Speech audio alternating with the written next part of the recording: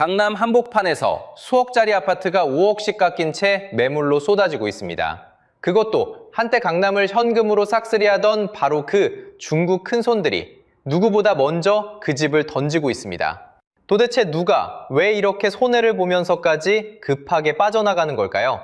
언론은 세금 탓이라고 합니다. 전문가는 규제 탓이라고 합니다. 둘 다 틀린 말은 아닙니다. 그런데 이 이야기의 진짜 시작은 강남이 아니라 중국 본토에 있습니다. 이들이 왜 우리 강남에 들어왔고 왜 지금 길을 쓰고 도망치는지, 그 과정에서 평범한 우리는 왜 대출 한 번 받기도 힘들었는지, 그리고 이 금매가 정말 강남을 무너뜨릴지 아니면 더 무서운 무언가를 남기고 갈지, 돈의 그름을 처음부터 끝까지 하나씩 추적해 보겠습니다. 지금 강남에서는 보기 드문 광경이 펼쳐지고 있습니다. 송파의 헬리오시티 84제곱미터는 올해 1월 13일 31억 2,500만 원에 거래됐습니다. 그런데 한 달 만에 나온 호가는 26억 9천대로 떨어졌습니다. 4억 넘게 깎인 겁니다. 올림픽 파크 포레오는 더합니다. 작년 10월 최고가가 33억이었는데 올해 2월 최저 호가는 27억까지 내려갔습니다. 넉 달 사이에 6억이 사라졌습니다. 쉽게 말하면요, 웬만한 가족이 평생 모아도 만지기 힘든 돈이 단지 한 곳에서 몇 달 만에 증발한 겁니다. 그런데 더 이상한 건 따로 있습니다. 이렇게 던지는데도 사겠다는 사람이 없습니다. 이 두 단지에 쌓인 매물만 1,700건이 넘습니다. 같은 기간 강남구 전체 계약은 65건, 서초는 38건에 그쳤습니다. 쉽게 말하면 백화점의 물건은 산더미처럼 쌓였는데 손님은 끊긴 겁니다. 아침에 5천을 깎고 오후에 2천을 더 깎아도 전화 한 통 오지 않습니다. 파는 사람만 줄을 섰는데 사는 사람은 보이지 않는 전형적인 매물 적체입니다.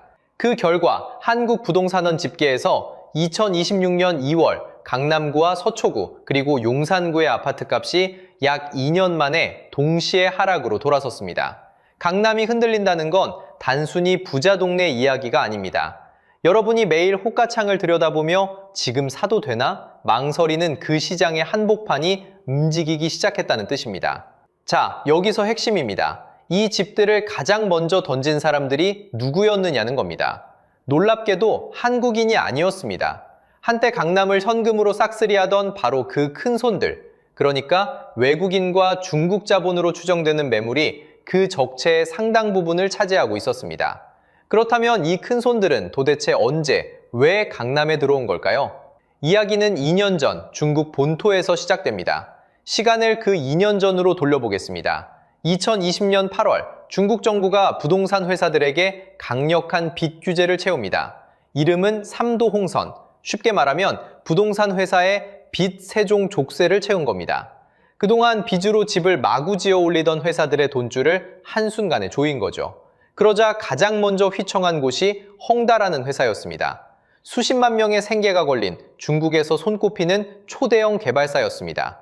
빚이 약 3천억 달러, 우리 돈으로 약 430조 원에 달했습니다. 한 나라 1년 예산에 맞먹는 어마어마한 빚이죠. 결국 2021년 12월 헝다는 빚을 갚겠다는 약속을 못 지키고 부도가 납니다. 그런데 문제는 여기서 끝이 아니었습니다. 벽개원, 카이사 같은 다른 대형 회사들도 줄줄이 무너지기 시작했습니다. 돈을 다 내고도 집을 못 받은 사람, 다 지어지지도 않은 아파트의 대출금을 갚아야 하는 사람들이 거리로 쏟아져 나왔습니다. 자, 여기서 핵심입니다. 자기 나라 집값이 마치 배춧값처럼 폭삭 주저앉는 걸 두 눈으로 본 사람들의 심리가 어땠을까요? 사실 위기가 터지기 전인 2019년부터 중국의 돈 많은 자산가들은 이미 움직이고 있었습니다. 합법적으로 자산을 여기저기 나눠둔다는 명분으로 돈을 슬슬 국경 밖으로 빼내기 시작한 겁니다. 불난 집에서 현금만 들고 뛰쳐나와 가장 튼튼해 보이는 옆 건물로 달려가는 것과 똑같습니다. 상식적으로 생각하면 내 집이 무너지는 걸 본 사람일수록 안전해 보이는 남의 나라 부동산에 더 매달리게 됩니다. 그렇게 빠져나온 돈의 행선지 중 하나가 바로 서울이었습니다. 규제는 느슨하고 집값은 꾸준히 오르고 있었으니까요. 그들에게 강남은 흔들리지 않을 가장 튼튼한 옆 건물처럼 보였던 겁니다. 그런데 말입니다. 여러분도 잘 아시겠지만 우리는 집 한 채 사려면 통장 잔고에 대출 심사까지 몇 달을 매달려야 합니다. 그런데 이 돈은 어떻게 그 까다로운 한국의 대출 규제를 다 피하고 강남을 현금으로 척척 사들일 수 있었을까요? 그 비밀은 돔의 크기가 아니라 돈의 흐름이 지나간 빈틈에 있었습니다. 자, 이제 진짜 숫자를 까보겠습니다. 중국인이 한국집을 도대체 얼마나 산 걸까요? 2024년 말 기준으로 외국인이 가진 우리나라 주택은 10만 216호입니다. 10만 채라고 하면 어마어마하게 들리죠? 그런데 여기서 솔직하게 말씀드리겠습니다. 이게 전체 주택의 몇 퍼센트일까요? 0.52%입니다. 쉽게 말하면요, 아파트 200채가 늘어서 있을 때 그 중에 딱 한 채입니다. 생각보다 적죠? 저도 처음 이 숫자를 보고 좀 의외였습니다. 국적별로 보면 중국이 약 6만 가구로 56%, 압도적인 1위입니다. 그 다음이 미국 2만 3천 가구, 캐나다, 타이완 순서고요. 이 외국인 보유 주택을 공시지가로 다 합치면 약 33조 원입니다. 그런데 여기서 또 하나 의외인 게 있습니다. 중국인들이 가장 좋아하는 동네가 어디일까요? 강남일 것 같죠? 아닙니다. 부천, 안산, 시흥 같은 수도권 구도심입니다. 오히려 강남이나 서초는 미국인, 캐나다인이 더 선호합니다. 외국인 보유주택의 72.8%가 수도권에 몰려 있는데 그 무게중심이 강남이 아니었던 겁니다. 여기까지 들으면 이런 생각이 드실 겁니다. 비중도 0.52%밖에 안 되고 강남도 아니고 부천, 안산인데 뭐가 그렇게 문제냐? 맞습니다. 문제는 비중이 아니었습니다. 그 한 채를 사는 방식이 문제였습니다. 우리가 집 한 채 사려고 하면 어떻게 합니까? 통장 잔고를 까보이고 이 돈이 어디서 났는지 자금 출처를 증명하고 소득에 묶여서 대출 한도에 막힙니다. 그런데 이들 중 상당수는 자국 은행이나 해외에서 빌린 돈을 들고 들어옵니다. 우리 대출 규제의 잣대가 아예 닿지 않는 돈이죠. 출처를 추적하기도 어렵습니다. 쉽게 말하면요, 우리는 지갑을 탈탈 털어 보여야 하는데 그들은 출처를 묻지 않는 현금 가방을 들고 온 겁니다. 실제로 어떤 일이 있었을까요? 2025년 3월 서울 성북동의 한 단독주택이 119억 6천만 원에 팔렸습니다. 올해 전국 단독주택 중 최고가였습니다. 그런데 산 사람이 1992년생, 우리 나이로 33세 중국인이었고 그것도 전액 현금이었습니다. 국토부는 이 거래를 위법 의심으로 분류했습니다. 더 거슬러 올라가면 2021년에는 가상자산으로 환치기를 해서 무려 840억 원을 빼돌려 서울 아파트 55채를 사들인 외국인들이 관세청에 적발된 사건도 있었습니다. 비중은 0.52%, 작습니다. 하지만 그 작은 틈으로 들어온 돈의 성격은 우리와 완전히 달랐던 겁니다. 자, 여기서 이상한 점이 생깁니다. 외국인 비중이 이렇게 작은데 왜 사람들은 이렇게까지 화가 났을까요? 진짜 문제는 규모가 아니었습니다. 같은 강남 아파트를 사는데 한국인과 외국인에게 적용되는 규칙이 완전히 달랐기 때문입니다. 자, 이제부터가 진짜 화가 나는 이야기입니다. 그 규칙이 어떻게 달랐는지 여러분 한번 같이 따라와 보세요. 먼저 대출입니다.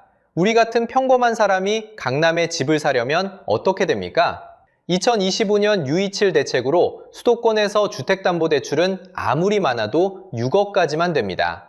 생애 첫 집도 빌릴 수 있는 비율이 줄었고요. 대출 받으면 6개월 안에 그 집에 직접 들어가 살아야 합니다. 여기에 11호 대책이 더해지면서 25억 넘는 집은 대출이 딱 2억까지만 나옵니다.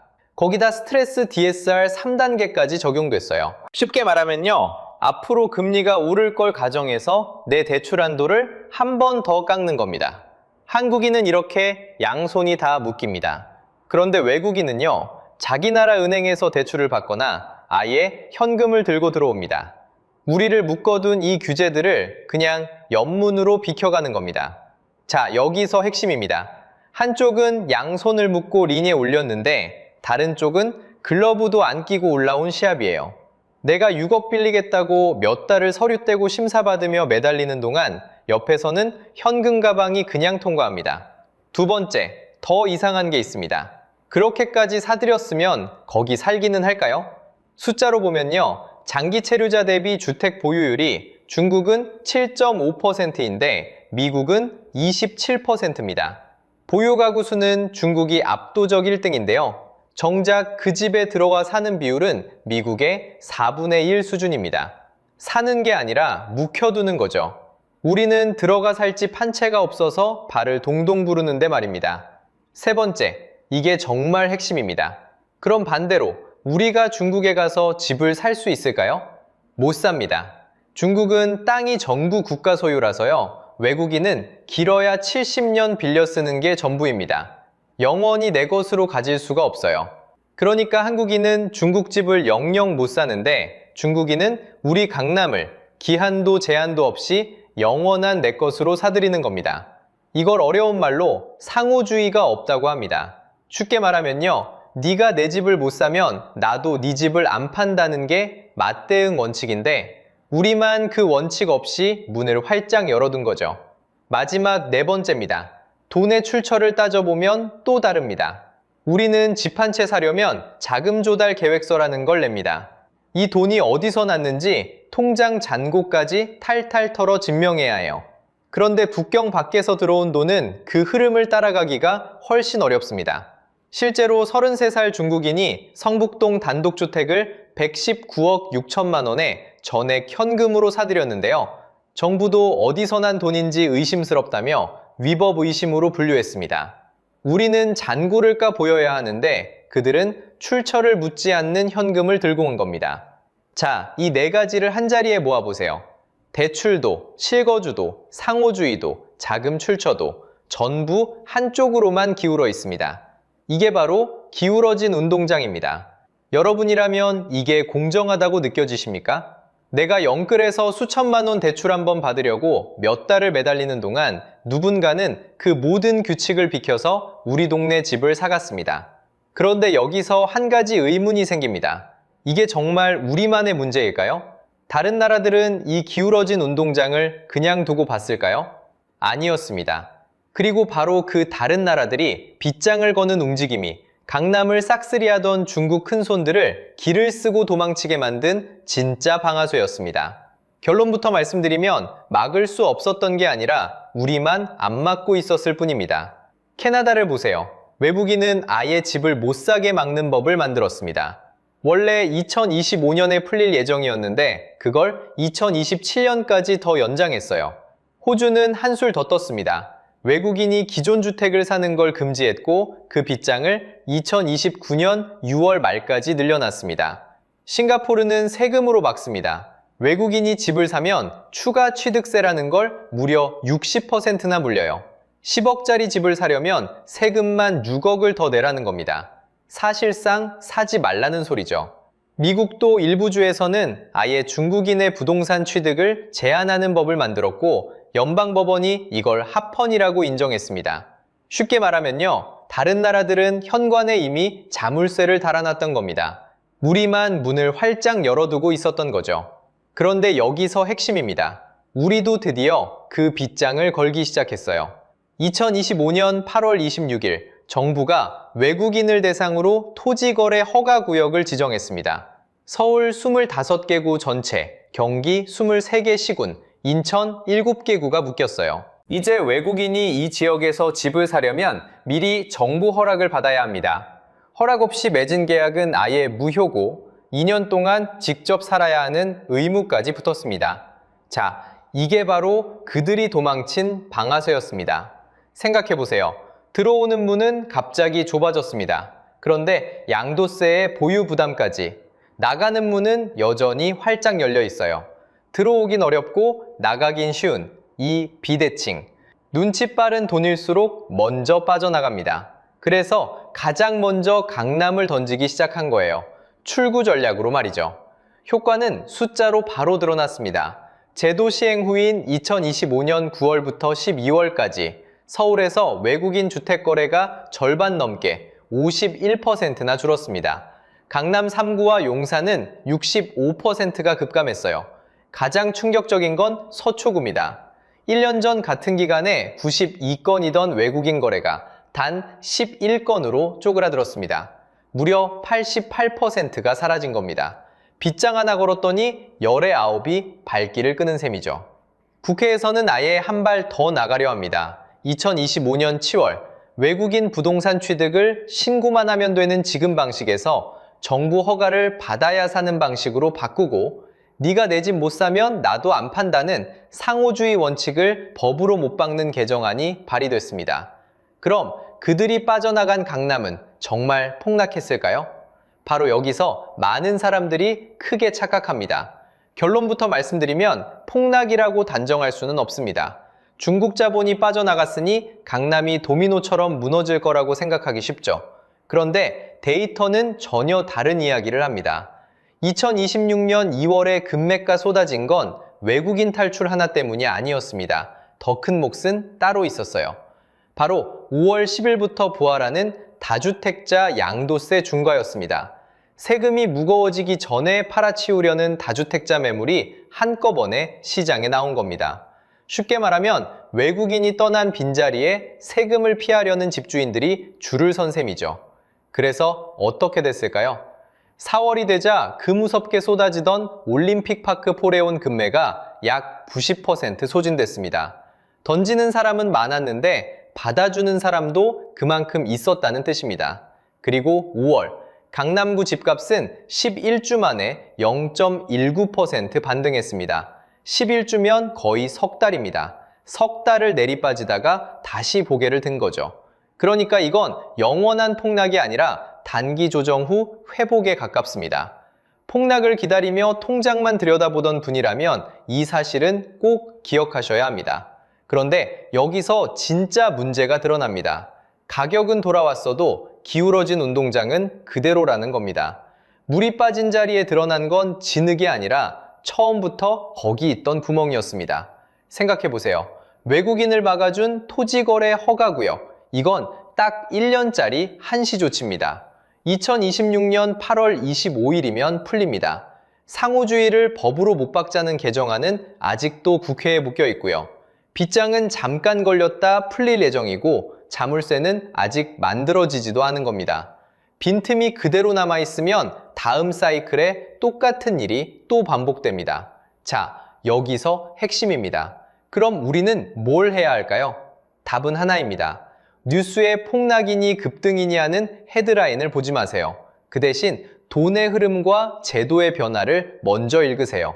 헤드라인은 파도를 보지만 돈은 조류를 봅니다. 파도가 무섭다고 도망치는 사람은 늘 늦고 조류가 어디로 흐르는지 보는 사람이 결국 살아남습니다. 집을 살지 말지, 지금이 타이밍인지 아닌지는 공포나 환호로 결정하는 게 아닙니다. 누가 어떤 규제 때문에 움직이는지 그 구조를 보고 판단하셔야 합니다. 여러분은 어떻게 보십니까? 외국인 부동산도 상호주의로 빗장을 걸어야 한다고 보시나요? 아니면 개방이 맞다고 보시나요? 그리고 여러분 동네에는 이런 일이 없는지 댓글로 꼭 들려주세요. 도움이 되셨다면 구독과 좋아요는 다음 영상을 만드는 가장 큰 힘이 됩니다.